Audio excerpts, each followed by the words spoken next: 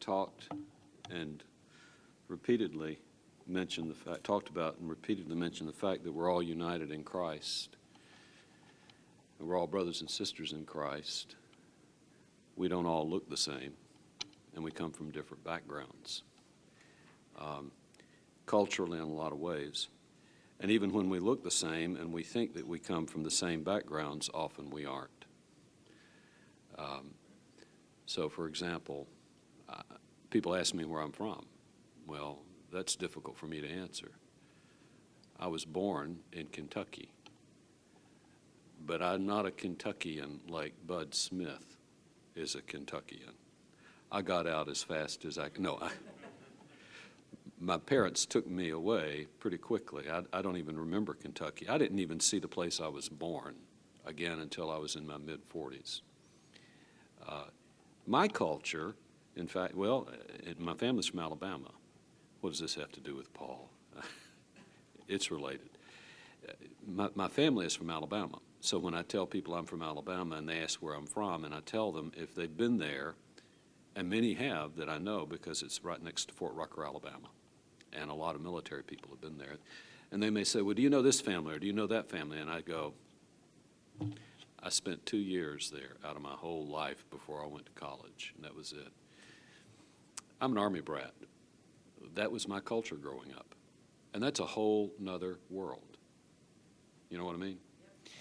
And when you look around the room and you look at the person to your right or left, you probably realize that even though we may look alike or even if we don't look alike, we sort of come from different cultures, even within our culture. Well, how much of that do you leave behind when you become a Christian? I'm reminded when I went to Houston back in mid-'90s to help lead the program down there, I was surprised. I lived in New Orleans when I was a kid for about 4 years. I was surprised that Houston has more in common with New Orleans than it does with Dallas, perhaps, in some respects, especially the heat and the humidity in the summer. So it's interesting how we're enculturated, how that affects us, and how it affects our perspective. And how much of that culture do we leave behind when we become Christians? Well, the answer to that, I think, is we leave very little of it behind. And how much do we reject? I think that we reject those things which are not Christian, of course, and which are anti-gospel. But some of those cultural connections are the things that help make us most effective in sharing the gospel with others, because we're a little different and we have a different perspective, but also helps us connect with folks that are like us. For example, here in the Metroplex, there are other African congregations, and sometimes when our people come here, they then seek out those friends in African congregations. They may join Gambrell, but they also have other connections with other fellowships. Here in our own church, with our own church, we have Genesis and the cultural connections there. Paul didn't leave his culture behind when he became a Christ follower. It was embedded in who he was all along. And in fact, it made him even more effective, I think, that he didn't reject all about who he was, being a Jew. And you know what I mean? Being a Jew for him was ethnic, it was bloodline, it was theological, it was his being a rabbi, it was also cultural. He was what kind of Jew? He wasn't a Judean, even though he studied in Jerusalem. Culturally, he was a diaspora Jew, and that was different than being a Palestinian Jew. So I think all of that considered, it's important in background for tonight's text. You notice the title doesn't look like it fits at first, the Acts 18. It looks like it fits what? 1 Corinthians 9. That's where we take that quote, to the Jews, I became as a Jew. So we go to the text, Acts 18. So Paul is in Corinth, and then he's leaving Corinth, and beginning in verse 18. Paul, having remained many days longer there in Corinth, took leave of the brethren and put out to sea for Syria, and with him were who? Priscilla and Aquila. Now the names are reversed, aren't they? We said that would happen. Yeah. In Cenchrea, Joe, did I say that right? Yeah. In the Greek, it starts with a hard K. Okay. In Cenchrea, he had his hair cut, for he was keeping a vow. And they came to Ephesus, and he left them there. Now he himself entered the synagogue and reasoned with the Jews. When they had asked him to stay for a longer time, he did not consent, but taking leave of them and saying, I will return to you again if God wills. And he set sail from Ephesus. When he had landed at Caesarea, he went up and greeted the church and went down to Antioch. And having spent some time there, he left and passed successively through the Galatian region and Phrygia, strengthening all the disciples. So what do we see at the beginning of this passage in verse number 8? The fact that he remained many days longer there confirms the fact that after the standing before Gallio, Paul was free. He apparently was not persecuted. He was free to stay, and he stayed some time longer ministering there at the church, apparently undisturbed, unlike at Thessalonica and Berea and many places before that. He didn't have to escape, so he stayed there, and we don't know what Luke means by many days longer. It could have been, days, it could have been a few weeks, it could have been even a month or two. And then he took leave and put out to sea. We don't know exactly when it is, but it depends on how you translate that inscription that we talked about last week that dates when Gallio was the proconsul of Achaia.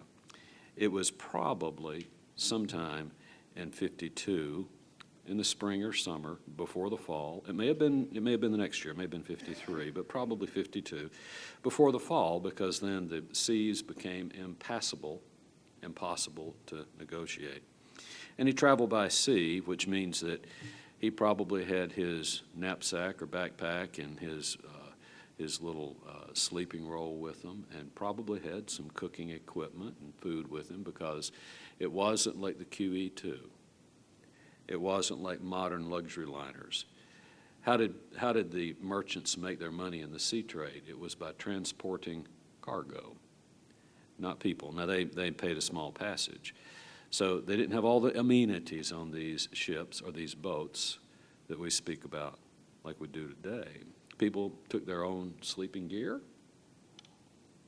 Did y'all sleep in beds, or did you sleep in sleeping bags this past week? Justin? They slept. Well, Paul didn't. Okay, forget that one. Yeah. So they took their own sleeping bags. And they took, something to cook with. And can you imagine this? All of these folks cooking their own food on the boat and all of that. And they went to Syria, and this was probably in reference to the Roman province, the region of Syria, which begins just west of the Taurus Mountains, there and right next, well, not far from Asia, goes all the way to the Euphrates. Goes down to Judea and to the Mediterranean. So a large region, which of course was a Roman province of Syria. With him were Priscilla and Aquila. Well, I don't think what this means that only Priscilla and Aquila were with him. And that may be what it means. Maybe he traveled only with them. And that's what some scholars think. They think that Timothy and Silas remained in Corinth for a while, and they may have. However, what we do find is not long after this, on the next journey then, Timothy then is sent to Macedonia along with a fellow by the name of Erastus. So when we get over to chapter 19, Paul sends Timothy and Erastus then from Ephesus to then Macedonia, which suggests to me maybe, it could be that Timothy had stayed in Corinth, and he joins Paul then on the third missionary journey at Ephesus. I sort of suspect that Timothy was with him all along. And we find later that Paul also sent Timothy at some time from Ephesus, and of course this is on the third missionary journey, to Corinth. We find evidence of that in 1 Corinthians later, near the beginning and then at the end of the letter. So Timothy may have stayed in Corinth. He may have gone with Paul on the end of this journey and then settles in Ephesus. About Silas, we don't know. This is the last, he has been mentioned for the last time in the book of Acts. The next time that we see him is that he is with Peter in Rome, with Mark Evidence of that is 1 Peter 5. There's a reference to it there. What about Luke? Well, this is not a we passage. It's not an us passage. Apparently, Luke is not with them. Where do we think Luke had stayed? Do you remember? Well, in Acts, the 20th chapter, he goes from there to Troas, and he meets Paul at Troas over there on the Asian subcontinent.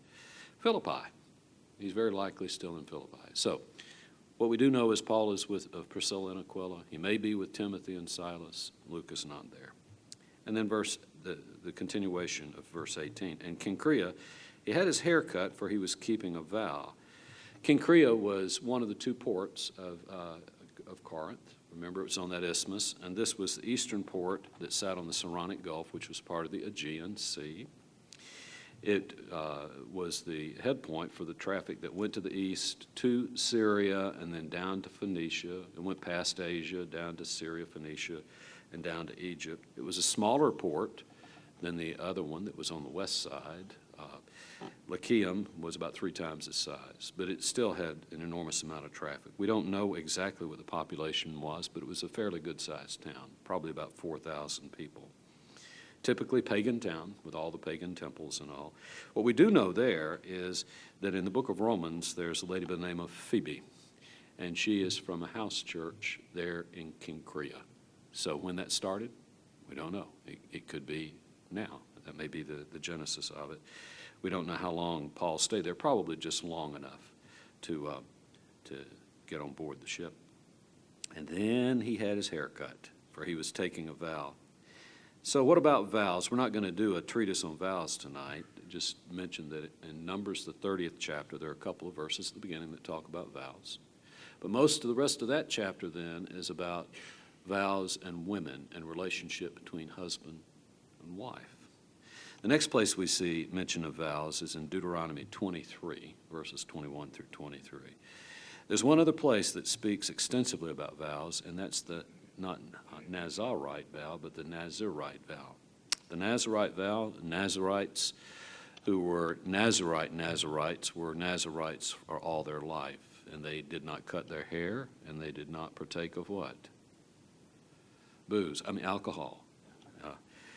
And a person could take a Nazirite vow for a temporary period of time, and that's what some scholars think was happening now. Here, the word for vow here is euche, and it's contained in the word proseuchomai, which that's to pray. So euche could be a kind of form of prayer, or it could be a form of a promise.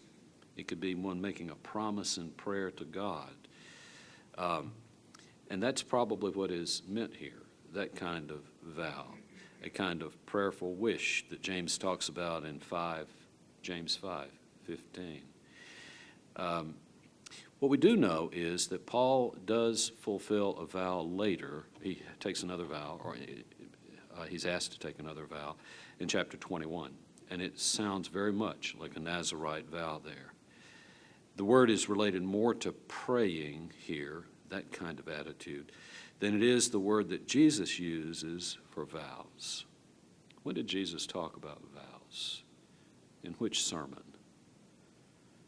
Sermon on the Mount. You've heard it said in those 6 sayings. You've heard it said, do not make a false vow, keep the vows that you have made before God. But then Jesus concludes at the end of that, but I say to you what? Just let your yea be yea and your nay be nay. The word that is used there is the word for a huge whale, not really, orkos. And it's different. The emphasis there seems to be a bit different. You know, when one makes a vow, it could be, okay, like the pagans did, and I'm not saying that the Jewish law about vows was pagan, but in paganism, when they made a vow, it usually was reciprocal. It was the law of reciprocity. They would come and invoke the god, and then they would say, oh, God, Artemis, Diana of the Ephesians, whatever, we want you to do this for us. You invoke them, you make the request. If you will do this, and then what? They would make a vow, then I will do that. It's kind of reciprocity there. It could be, in Jewish culture, something like that as well. But also, too, for the Nazarites, it was a lifestyle. It wasn't anything to do with reciprocity. I'm vowing myself to live this kind of lifestyle. And it could be an expression of thanksgiving to God. You make a vow and you keep it to show thanksgiving to Him. So there were different dimensions to vows. The debate is this. One of the debates, and it's not a major one, but who makes the vow? Because of the construction of the verse here, some people say that it was, you notice it's not Aquila and Priscilla, it's Priscilla and Aquila, and some would say that Aquila is listed next because it puts it close to the verb of the hair cutting. He cut his hair. Some would say that it is Aquila who has his hair cut. I think it's Paul. I think it's Paul very clearly, because that's what the context just begs us to interpret. The story is about Paul, and the fact about the vow is important to the story only if it is about Paul, not if it's about Aquila. If it's about Aquila, it's just an incidental fact. And it is similar to what he does in Acts 21. So I don't think there's much debate there, at least in my mind. I think it's about Paul taking a vow. What was his reason for doing so? Well, we don't know. We do know that it's some matter of personal devotion, as vows were. It could have been to make some kind of statement about his identity. And it does. It does make a statement about his identity, doesn't it? But was that his purpose? I'm not so sure it was. Some scholars think that possibly what he was making a vow for was a vow of thanksgiving. For what reason does he have to be thankful? What's just happened? He's gone before the proconsul of all of Achaia, of all of Greece. What could have come out of that? Well, probably not the death penalty, but he could have been thrown in the hoosegow. He could have been jailed and locked up for the rest of his life. And God had promised that he'd be protected. And it could be then a thanksgiving vow that Paul's making because of that. And it literally, it says here, then it didn't just have a haircut, he was sheared. Like a what? Like a sheep, yeah. Except with a razor. There were two ways of shearing. One was with a razor, the other was with scissors. Cairo, he was sheared with scissors. Now the implications, I think, are pretty obvious to me. Paul still remained a Jew, and he still observed Jewish practices. He explicitly affirms this in Romans 9, Romans 11, 2 Corinthians 11. He affirms his Jewish identity and his solidarity with his people culturally. He doesn't reject that. This helps him. He's not doing it just in order to help him in his ministry, but it's who he is. But it does help Paul in his desire to reach him. Every time he goes into a city or a town where there's a synagogue, he makes a beeline to the synagogue to identify with them and to share the gospel with them first. So, I probably don't even need to mention this explicitly because it's probably come to your mind. But what happened in Acts 16? Paul came also to Derbe and to Lystra, and a disciple was there named Timothy, the son of a Jewish woman who was a believer, but his father was a Greek, and he was well known by the brethren who were in Lystra and Iconium. Paul wanted this man to go with him, and he took him and what? Circumcised him. Because of the Jews who were in those parts. And we went through that when we talked about Timothy being then circumcised. To identify culturally, he was, remember, of Jewish descent through his mother, and Paul then actually literally puts this physical stamp on him. I'm not saying that that's why Paul does this, but there's a parallel. It bolstered Paul's appearance as a Jew, not only to the Jews, but then, as we see later, when he came before the Roman courts. Because he was recognized then, as we said last week, as being a member of a what? A religio licitas, a legal and not an illegal religion. And I think that it was part of Paul's intentional plan. What was Paul's intentional plan? He tells us in 1 Corinthians 9. Was he free? Absolutely. Was he free not to have to take vows? Absolutely. He says, "For though I am free from all men, I have made myself a" what? Slave to all, so that I may win more. To the Jews I became as a Jew. Well, he already was a Jew, but he appears then as a Jew, so that I might win Jews. To those who are under the law, as under the law, though not being myself under the law, so that I might win those who are under the law. And then he says what? To those who are without law. Was he an outlaw in that respect? He was a diaspora Jew. He was part of Gentile life as well, lived in it. Without the law, as without the law, though not being without the law of God, but under the law of Christ, so that I might win those who are without the law. So I think that that's part of what's going on here. I think it's part of Paul's intentional plan. He does not reject the fact that he is Jewish by ethnicity, Jewish by culture, Jewish by religion. It also serves Luke's purposes in his telling the story. Luke didn't have to tell us this. Did Luke select what he put in? Well, the Holy Spirit did, but did the Holy Spirit through Luke select what he included in the story and what he left out? Were there a lot of things that Luke probably left out of the story? Absolutely. But this is important for Luke to tell us. It sets the stage for what happens later in Acts 21. And if this weren't here, we'd come to Acts 21, and he comes to Jerusalem, and then the brothers want him to take this vow with the 4 others that are making a vow, so that he will give the appearance, you see, legitimately so, that he has not rejected all of his Jewish culture and tradition. Okay. Well, if that's the only time that we see this, we might say, well, what's Paul doing? Why didn't he take a stand? Why doesn't he just look at him and say, we don't have to do that? And then we get into the whole issue of, well, was he compromising and that sort of thing? What we see here, it continues to be a part of who he is. So I think it softens the argument against Paul then later in Jerusalem when he does take that vow. He wasn't compromising in Jerusalem. He was accommodating the need of the day in order to be able to continue to work among his brothers in Jerusalem. So it serves Luke's purpose in telling us this in the story. So what about Paul and the law? He was not against practicing the law at all. He wasn't against practicing those things found in Numbers and Deuteronomy. He tells us that in Romans 3. He tells us again in Romans 7 and Romans 10. He's not against the law. He's against abusing the law, using it as a means for justification. He doesn't do that. But he's not against the law. He's not what we would call an antinomian.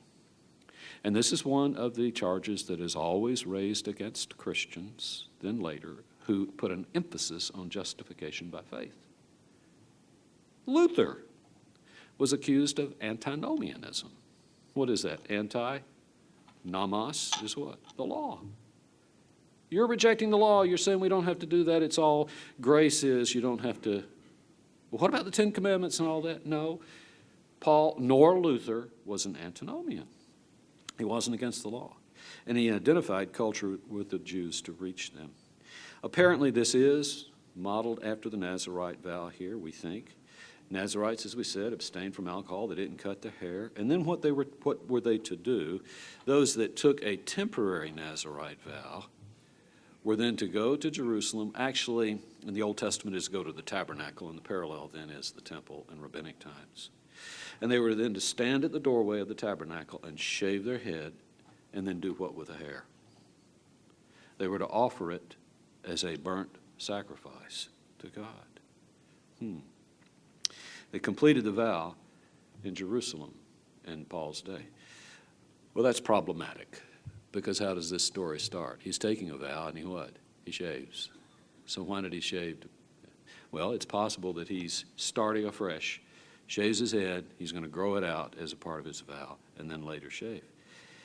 If this is the case, when did he then go to Jerusalem and offer his hair?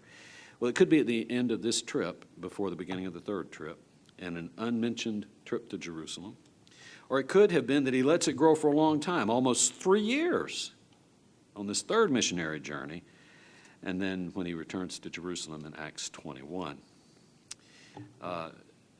In either case, if it is a Nazirite vow, then he probably has the intention of doing exactly that, shaving his head in Jerusalem and then offering his hair as a sacrifice. The problem with it being 3 years later is He takes another vow in Jerusalem, but that vow could be piggybacked on top of this one, so that's not a problem. Some scholars argue that the shaving took place elsewhere for Paul, and that was, according to some rabbinic traditions, okay as long as you offered the hair at the temple. It's also possible, folks, that scholars have read too much into this, that it's not a Nazirite vow at all, that it's just a personal free vow that Paul takes with no limitations on it according to Scripture, unrelated to Nazirite requirements. And so he is free to make the vow, shave when he wants, where he wants, because there were many other kinds of private vows that people took in this day. Then we come to verse number 19 and 20. And they came to Ephesus, and he left them there. So who is them? Who are the only folks that are mentioned? Priscilla and Aquila, and then maybe whoever else is with him. Now he himself entered the synagogue and reasoned with the Jews, and when they asked him to stay a longer time, he did not consent. But taking leave of them and saying, I will return to you again, if God wills, he set sail for Ephesus. So Ephesus, the arrival point there was at the Panoramic Harbor. The name of the harbor town there was Panoramus. It was the largest harbor in that day in Asia, but it had become silted over. Some of you have been to Ephesus. Some of you have taken the 7 churches of Asia trip. And if you stand in Ephesus today, you cannot see the harbor, because the harbor is about, I don't know how many miles it is now. In Paul's day, it was about 3 miles out. I think it's further today. It had become silted up, and the harbor of Panoramus is connected by the Arcadian Road then to the city of Ephesus, which was a strategic city. It was in the most populous province of the Roman Empire at that time, Asia was. And Asia was the most prosperous of the Roman provinces at that time. And it was the leading city of the province of Asia. Large trade center there. The proconsul seat, remember Gallio's proconsul seat for Achaia, Greece, was in Corinth. The proconsul seat for all of Asia was here.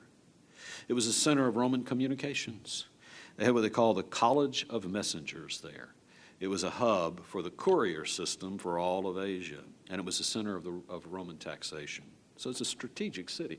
Paul had a way of picking strategic places to begin the ministry of the gospel wherever he went. It's located on the west coast of Asia, on the mount of the Cayster River that opens into the Aegean Sea, which is at the bottom of between where Greece and Turkey meet. Population, we don't know, but it was a large city. Some scholars think that it was anywhere from 200 to 400,000 people, but that's probably an estimate based on later evidence. Maybe about 100,000 now. If you've been there and stood in the theater, it's pretty impressive. It's still there. Theater, I'm not talking about Fox. I'm talking about the amphitheater there. It seats 24,000 people. The acoustics are marvelous. The person standing down there at the bottom can just speak, and at the very top you can hear them very, very clearly. It sat 24,000 people. Wow. It was maybe the 4th largest city of the empire. Some ancient writers refer to Rome being first, Alexandria being second, Antioch being third, and then Ephesus being fourth. It was a free colony. They had their own assembly, and we'll talk about them when we come to the story at Ephesus a little bit later in Acts 19. It had been settled in the 2nd millennium BC, and then it had been, first time that it had been conquered, it was conquered by, of all people, the Ionian Greeks. So it has a strong Greek background from about the end of the 2nd millennium to the beginning of the 1st millennium. And successively, one after the other, it was taken over by different regimes. Who was Croesus, that king that was known for his wealth of Lydia in the middle of the 1st century BC? Lydia conquered Ephesus, and then the Persians, and then Alexander came through, and then the Seleucids, that is, the descendants of Alexander's kingdom that were Syrians. And then just before the Romans took it in the beginning of the 2nd century, the city and kingdom of Pergamum was in control. And then finally the Romans took it in 133. The culture was still Greek. It was closely related to the Ionian culture of Athens. Athens. So that's helpful to know because Paul has just done what? He's just made the circuit through Macedonia, down through Athens, down through Corinth. And he's become aware and familiar with a way to communicate in that Greek culture, which is not dissimilar from what he's going to do. For how long was he in Ephesus later on the third missionary journey? Almost 3 years. It's a cosmopolitan city. It had Greeks and Jews, Lydians, Frisians, Cretans, Romans, a diverse religious life, Greek pantheon well represented there. But who was the chief goddess? Who was the patron goddess? Artemis, also the huntress goddess, Diana, parallel. Her temple was one of the 7 wonders of the world. I could give you by feet and yards, but I think this makes a better picture. The temple, which was made completely of marble, was 1.5 football fields long. It was 2 football fields, the width of 2 football fields wide. It had 127 marble columns along it that were 60 feet high. Now stop and think about it. 60 feet. That is the height of what story building today? About 6-story building. It was impressive. One of the 7 wonders of the ancient world. And it wasn't destroyed until 262 when the Goths came through and knocked it down. But you still see some evidence of it there. And he left them there. This possibly has 2 meanings. It could mean that with whom had he been living and working with? Maybe even they had hired him to work with them, Priscilla and Aquila. So he no longer lives with them. That may be what it means. So when they settle in there, he doesn't live with them. What it probably means is, even though it's not said here, he then leaves Ephesus. So it probably is anticipating his leaving. What it's saying is he leaves them there and then he leaves Ephesus. He entered the synagogue and reasoned with the Jews. The Jewish community there were many Ephesian citizens that were Jews. Jews who had become Ephesian citizens, fully integrated and assimilated in the society. This didn't happen everywhere. A lot of times they lived in little enclaves and never assimilated. Apparently they did here. There were some of the prominent citizens of Ephesus who were Jews, and they'd been given special privileges by the Roman emperor there in Ephesus. So they are key players in the story later in Ephesus. And he reasoned with them, and the term that's used there is the very same term that we see introduced at the beginning of Acts 17.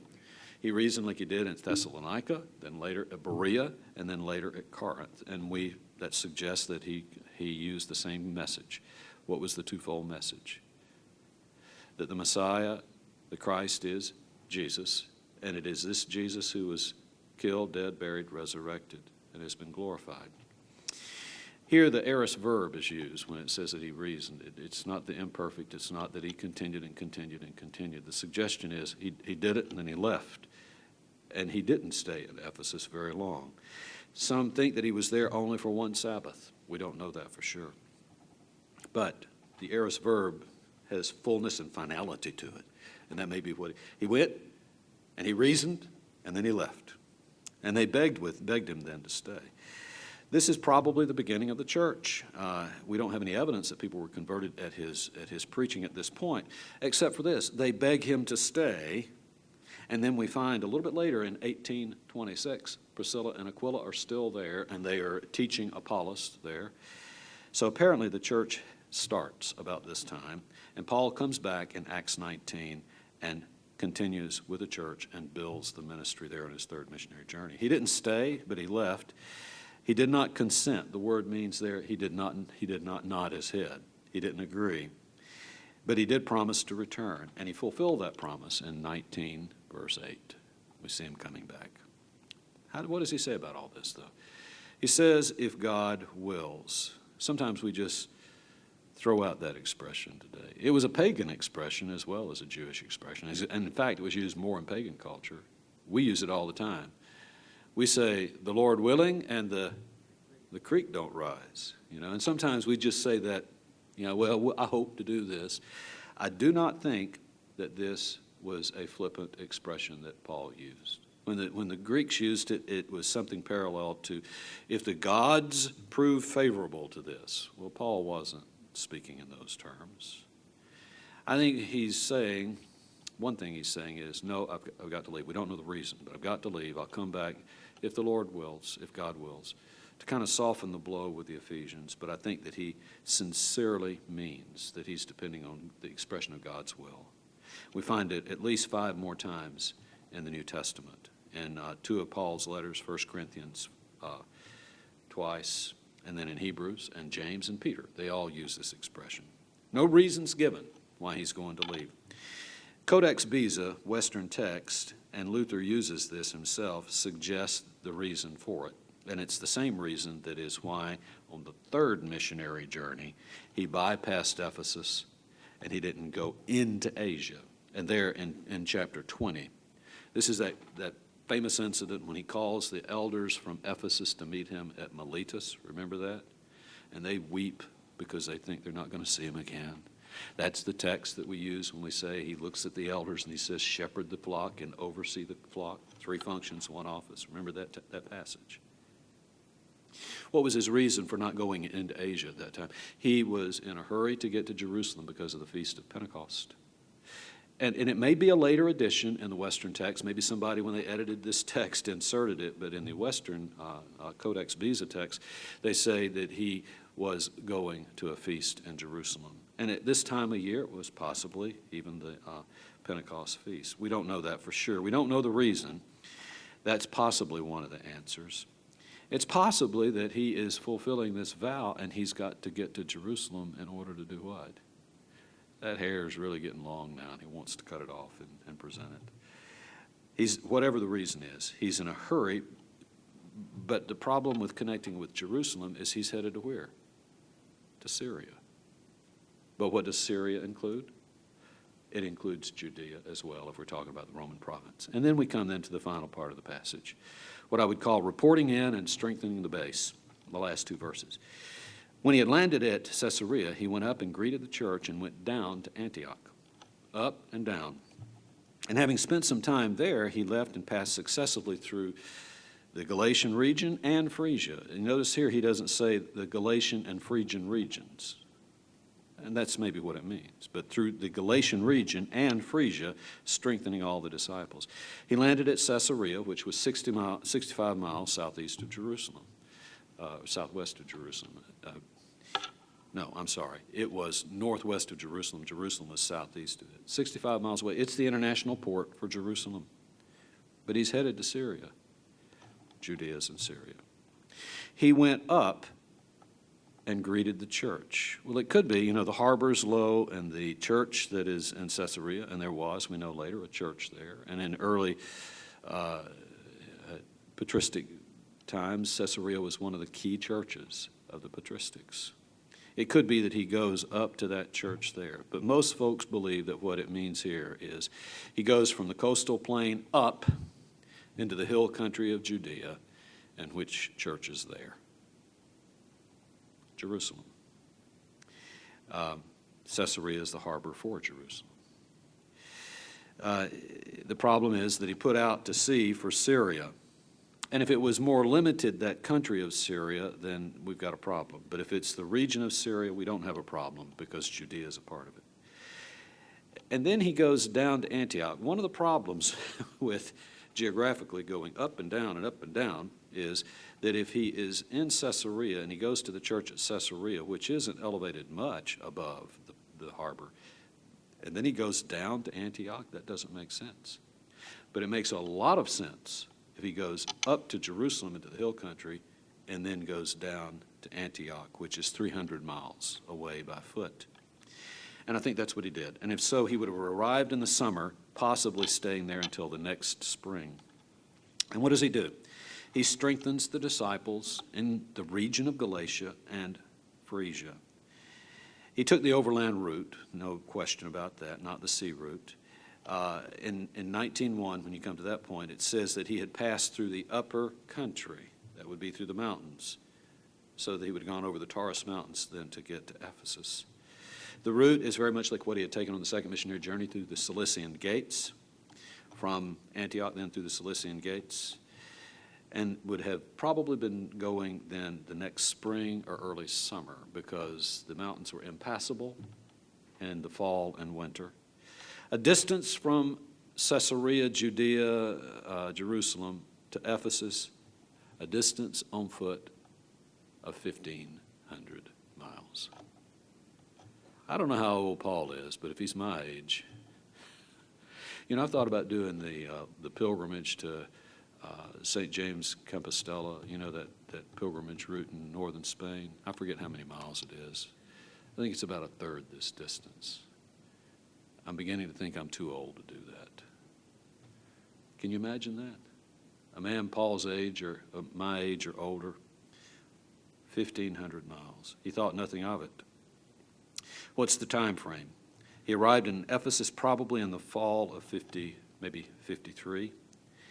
And he's passed through the Galatian region. Well, that's pretty obvious. This is central Anatolia, from south of Ankara, then down to the region of Iconium and Lystra. But remember, these regions change names from time to time, and they had different ethnicities in them. When it talks about Phrygia, it could be the region of Phrygia. But many think that it wasn't just the region of Phrygia, it was the kind of cultural area of Phrygia, which there were Phrygians that lived all the way from Iconium and Lystra, all the way to the west, almost to Ephesus. So what this may mean is he's going through that whole area. Where did he evangelize before? Pisidian Antioch, Iconium, and Lystra, so he goes back through them, and then he heads west and evangelizes maybe some churches, and then he disciples and strengthens churches that have been settled by others. The purpose to do what? To disciple those that have been in previously planted churches. He's done it twice before. He does it again. Remember, after they were persecuted in chapter 14, he was stoned in Lystra, and they didn't leave the region. They did what? They went back to those churches, and they strengthened them. He does the same thing, not in that region, but remember at the beginning of the second missionary journey, he then goes through Syria and Cilicia after the Council of Jerusalem, the beginning of at the end of chapter 15. Remember, that's how the chapter ends. They go through Syria and Cilicia, strengthening the churches. So he's in the same region now that he had been on the first and second missionary journey, strengthening those churches. And there may be another reason. If he has gone up to Jerusalem,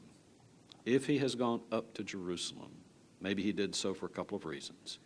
Maybe it was to finish that first vow, to burn his hair and offer it to God, and to check in with the church, for that is the mother church, to report into them the success of the gospel in the Gentile territories. That's important to do, to go back to the mother church. Even though they had left Antioch, the mother of all the churches is Jerusalem. Probably he has done that. And he has seen the poverty and the need of the church in Jerusalem and the churches in Judea. What we do know is after this point, then, he begins to do what? To take a collection for the relief of the poor in Jerusalem.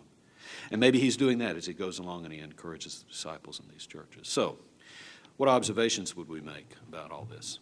Well, first, I began this way. We're all citizens of God's kingdom. We don't all look alike, but we're all brothers and sisters in Christ. It is a kingdom without boundaries, isn't it? But we should not forget our heritage. We shouldn't forget our heritage. We don't jettison who we are when we become Christians, ethnically, culturally. Some of you have come to America and you've become American citizens, but you don't leave behind the ethnicity and your cultural roots from which you have come. You bring diversity and strength to the American community. You bring diversity and strength to the kingdom of God as well. Never leave that behind. Your different perspective, your different experiences should not be divisive in the church. They should be unifying, and they should be strengthening. They make the church stronger. Paul didn't leave his behind. Can you imagine? I didn't think about this until I was just sitting there before I came up a few moments ago. You don't think of Paul being timid. You don't think of Paul being fearful. But can you imagine Paul, even though he was from the cosmopolitan city of Tarsus and he'd lived in Jerusalem, can you imagine when Paul stands at the Areopagus before the Stoic and the Epicurean philosophers? Can you imagine how intimidating that may have been? But he didn't waver. He didn't become a Greek philosopher like the Greek philosophers. Now, he stood for the gospel, But he had a way of what? Communicating with them because he was a diaspora Jew and he knew the culture. That's an invaluable asset. In missions, I think, secondly, it's important to maintain contacts with your base. And what is the base? Now, I know that there are a lot of mission-sending agencies that are societies. I get it. The base of the North American Mission Board, the base of the Southern Baptist International Mission Board, the base in Southern Baptist life of missions is not the board. Oh, should I have said that? I know that the board commissions the missionaries, but the base, in my experience, and folks, I think in every other denominational culture, the base is not that board. The base is the what? The church. It's the church. It's not just about ministers and missionaries and boards. The permanent supporting base for missions is the church. And I think Paul sees that. I think he goes up to Jerusalem and he reports in and he says, thank you for your prayer support. And here's what's happening. We are going to, what's the next offering that we take? We're in the middle of June. What comes up in September? Mary Hill Davis. What is the base for supporting missions in Texas? It is Gambrell Street Baptist Church. And the many other churches participate. I think thirdly, it's good to network. It's good to have co-workers, Priscilla and Aquila, or if you will, Aquila and Priscilla. And now we're going to run into Apollos later. It's good to have co-workers and to maintain contact with them in building churches. I don't know if Paul had any contact with them between the second and third missionary journey. He probably didn't have time to mail letters and all that sort of thing. But he returns back to Aquila and Priscilla, who have done what? They have filled the gap. We're going to talk about that story here in a couple of weeks. They fill the gap while Paul is gone. More than fill the gap. They're building the church there. It's not just about Paul. It's about co-workers, co-laborers, the synergos, the synergy that comes out of that, to build the church in Ephesus during Paul's absence, and when Paul comes back, he strengthens that base. It's important to have co-workers upon whom we can depend in a network. Three more things. Number 4, building the network, which Paul did. As he goes around and he strengthens those churches, he's building a network, which in fact do what? They strengthen the home church. The outlying churches that Paul strengthened then later are the ones that eventually take the collection, especially the Macedonian churches, Philippi and Berea and Thessalonica, and then help to strengthen the mother church. There was a benefit that came back to help the Jerusalem church from those with whom they networked. That's important. I'm not saying that when we establish mission churches and when we send out missionaries that what we expect is, okay, now this is a franchise, you send your cut to us. That's not what I'm saying. But how has Gambrell Street, for example, Gambrell Street Baptist Church been strengthened by sending out? And we then see the fruit of God's labor in the field, and we have our friends who come back and share with us what God is doing. That strengthens the home base. Number 5. Make promises only that you expect God to help you keep, and then rely on Him to help you fulfill them. When Paul says this, if God wills, it's not just an empty statement. It's not, the Lord willing, the creek don't rise. He meant it. He was making a promise, a sincere promise, that he didn't know he could keep, but he could only keep it if what? If God willed it. And then finally, never quit. Never quit. Unless what? God says so. Don't know how old Paul is. This is an older gentleman, okay? Perhaps frail of body, but still vigorous in his commitment to the gospel. 2 missionary journeys behind him. Think about the distance he has traversed in these 2 missionary journeys. It would have been long and hard enough for anybody else to say, I'm finished. I'm going to do what? I'm going to hang up my spurs and I'm going to retire. But what did Paul do? He starts over. There are places he has not been. There are places he wants to go. One of those is what? He hadn't been there yet. Rome, but then Spain. Imagine that. Ephesus is nothing. Distance to Ephesus. He's talking about the other side of the Mediterranean. Paul started over. and continued his ministry until God called him home. That's instructive for us. Never quit unless God says so. Our hymn of commitment tonight is number 567. Share his love. The love of God is broader than earth's vast expanse. 'Tis deeper and wider than the sea. Isn't that great? Think about Paul and traversing the whole Roman Empire to share the gospel. Love reaches out to all to bring abundant life. For God so loved the world, his only Son he gave. Let's sing our hymn of commitment.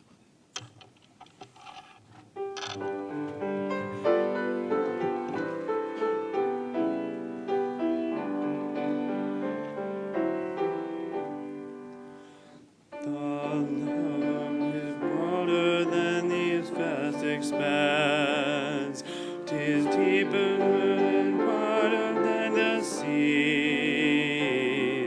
Love reaches out to all to bring abundantly.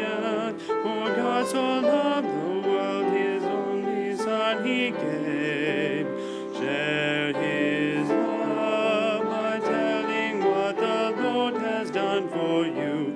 Share his love by sharing of your faith, and show the world that Jesus Christ is real to you every moment, every day.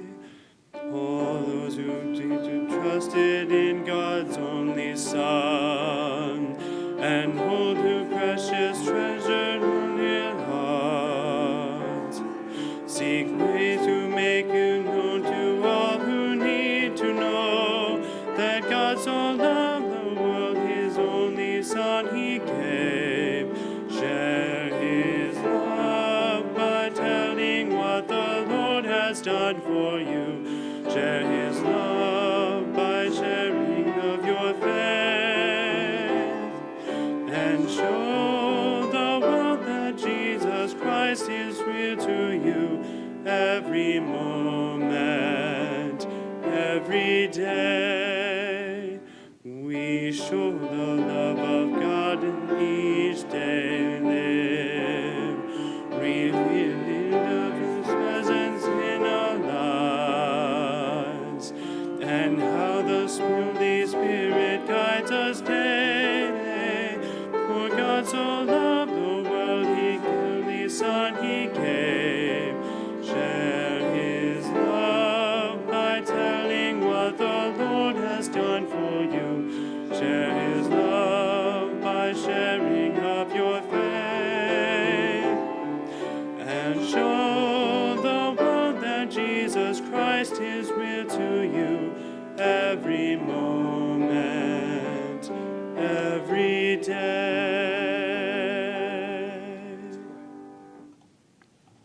Father, thank you for the Great Commission. Thank you for calling us together from around the globe to come together to fulfill that commission. From many cultures, many backgrounds, many ethnicities, you have molded us together in the body of your Son, Jesus Christ. And for this, we are grateful. As we go forward, help us to remember that we bring strength in that diversity to the call of missions. As we think about that mission to which you called us